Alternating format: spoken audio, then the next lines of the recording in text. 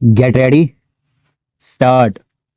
Sir, with regard to the family planning program of the Government of India, it is true that our government and our country have been perhaps the pioneers in respect of taking advantage of the World Health Organization expertise and assistance in regard to family planning program, and that in the last several years one cannot ignore some of the good sides of the achievements of the family planning program.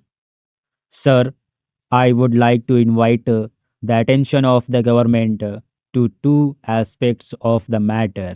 One is that after having got this experience of some years, more than a decade or two, can we not have some kind of a sustained uniform policy with regard to the various projects and programs of family planning, particularly with regard to two things.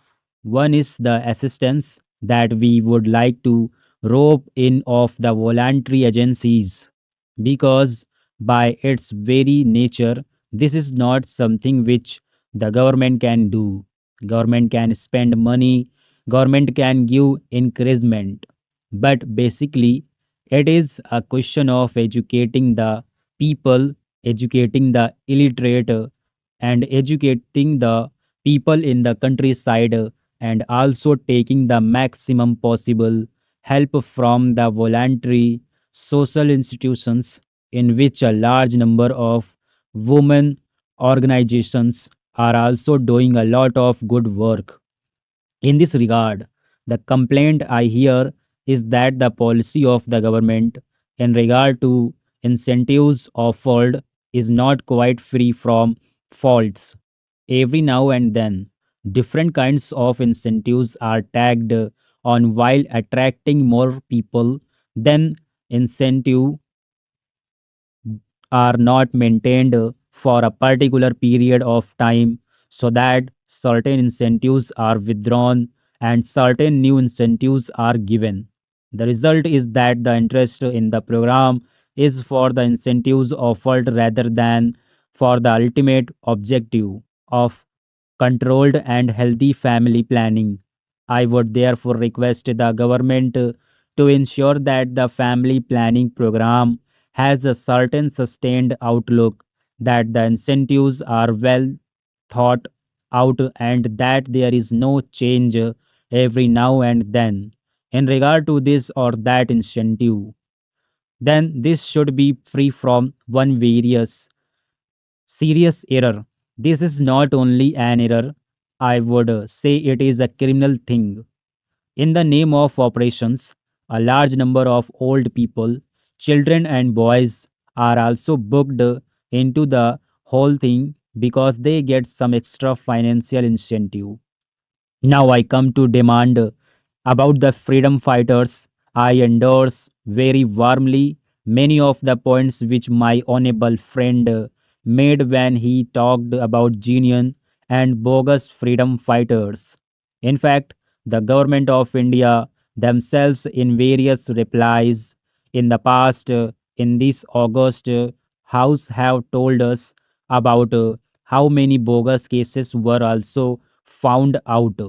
Here, we must remember that to some extent, we, the elected members of state legislature and parliament, are also responsible for giving false information or false certificates. I am not saying that this or that particular person has done it, but when the government say that in the absence of any proper proof, the certificate of a member of parliament or member of legislative assembly should be attached, surely the member of parliament or member of legislative assembly should be 100% sure of his facts, and he just should not do it by way of obliging any person. It is there where the bogus cases come. I am only making an appeal through this speech to members of parliament here that we take extraordinary care so that we do not issue certificates liberally or irresponsibly, because otherwise it becomes more difficult for the government. The second point is that some freedom fighters are not yet included in this scheme. I do not know whether the minister has ready information at hand in this regard. There is also the project of old freedom fighters' homes. I remember there is one in Delhi, but it is neglected. Some of the old freedom fighters who are living in Delhi are staying in this house. There is no one to look after them. They are not giving proper food, proper drinking water, hot water for bath, and so on. Because they are old and infirm, naturally they need these things all the more.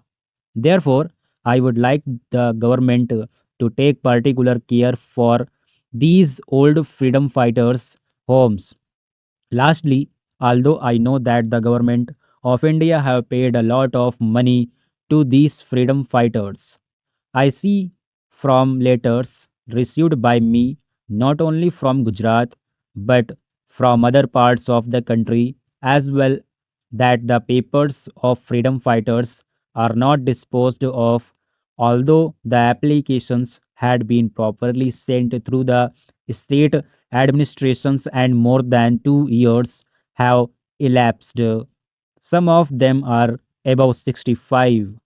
If they have to wait for another 1 or 2 years to get their pensions, they may not be able to take it. We are prepared to give some additional grants if the minister wants it that way for them. Stop.